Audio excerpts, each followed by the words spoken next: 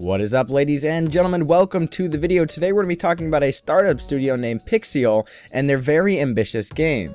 Now, the key part about this ambitious game is this is their first game as well, and after you guys are done with this video, you'll understand just how ambitious this game is.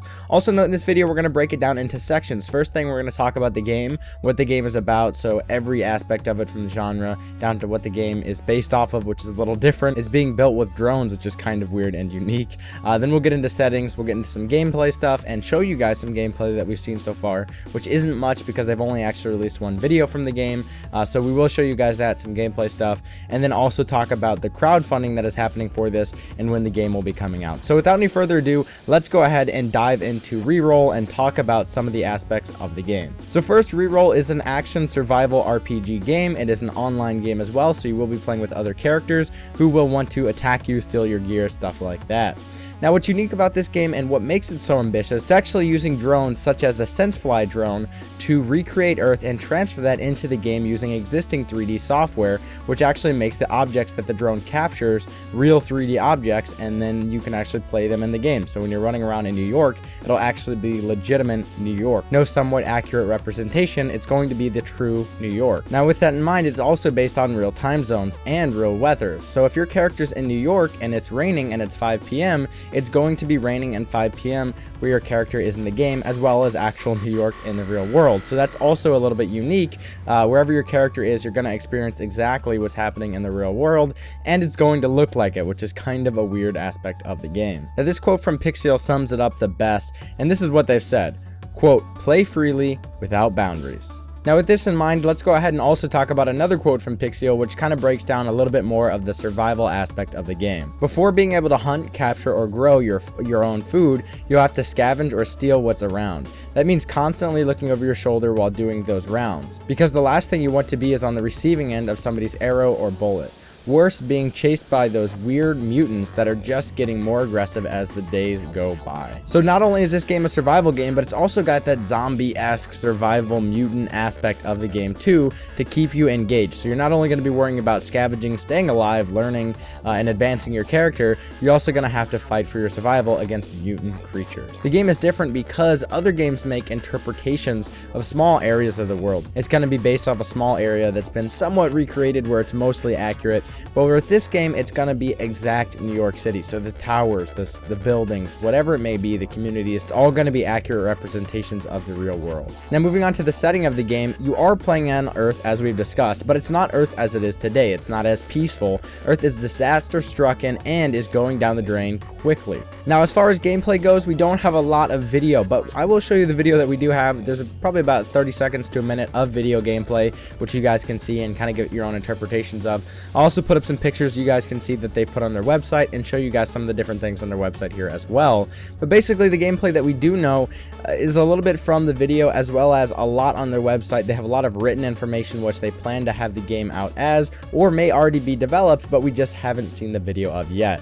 So the first thing is exploring. You're going to be exploring for food, weapons, and any other real survival gear. Now, your exploration can take place on foot or in vehicle. And to explore the vast areas of Earth, you're going to be able to not only travel on foot, but you'll also have access to different vehicles such as snowmobiles, ATVs, cars, and things like that. Now, the game is a survival game, so you will need to focus on eating, resting, learning, and of course surviving. As far as surviving and advancing your character goes, you're going to have a deep and massive skill tree which mimics and simplifies reality. This creates not really a class system, but more of a focus system where your character can focus on certain things such as scavenging or being a scout. Now, there is also going to be a very distinct fighting aspect to this game, so you're not only going to have to survive from humans, you're not only going to have to survive from mutants and wildlife, but you're also going to have to deal with things such as raiding supermarkets under heavy guard, which could potentially be guarded by factions and other large groups, and all of this is going to take firepower, so you're going to be needing to craft and look for guns, other characters to steal their guns, arrows, things like that to fight for your survival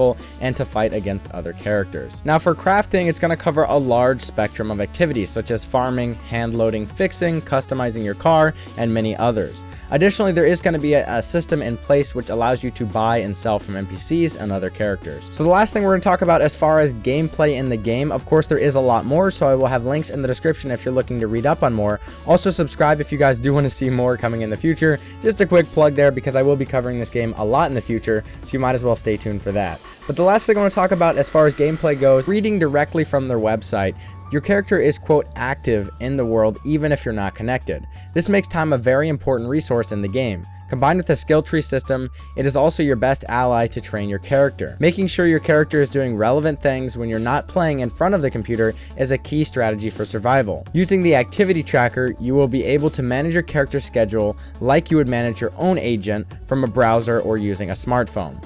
So guys, to summarize that a little bit, your character is going to also have an aspect to it which is done automatically. So maybe you'll say, hey, go look for food for an hour or whatever it may be. And you can do this from a browser or on your smartphone. They haven't specified which one it will be. It'll most likely be both, depending on, of course, how well the crowdfunding goes and how much support this game gets. But keep in mind that is another unique aspect of the game, and it even further shows how ambitious this game is. Now, all of this may sound amazing to you, and if it does, I recommend you check out their website and jump on board with their crowdfunding. Right now, you can crowdfund and basically back the project anywhere between $20 and $200, so there's a large spectrum of different areas to back. Also, if you back before August 8th, 2014 on midnight, you'll actually get an angel status as well. You can read up more about the angel status on their website. Now, with all of that said, and if you guys are looking forward to backing the project, I do also want to mention one last thing, which has been said by Pixyul. They will be starting small and then continuously updating the game, adding real-world regions. So we don't really know exactly what that means. I guess it makes sense for the game not to release in full. Maybe they'll release just North America, which is huge as itself, and then work their way to other regions of the world. Maybe they'll just release a state in the United States or different things like that. But as they've said, their goal is to completely map the world. So who knows what it means exactly, but just keep in mind they're planning to start small and then continuously update the game, adding real-world regions. Now, assuming all goes well, the game should be out for backers in mid-2015. So guys, that's all I have today for ReRoll. If you guys are looking forward to ReRoll, please tell me in the comments below. It's a game I definitely will be playing once it comes out. I'm not sure if I'll be backing the game or not, as it is so early in development. We'll see exactly what's happening. I'll keep you guys posted as we hear more, and I'll definitely update you guys as we see more gameplay. So guys, thanks for watching. Remember, links are in the description for everything. If you did enjoy the video, please feel free to toss a thumbs up and a favorite. Of course, subscribe for more ReRoll and other gaming news and information and Let's Plays and everything relating to gaming. Until next time, peace, and here's the outro.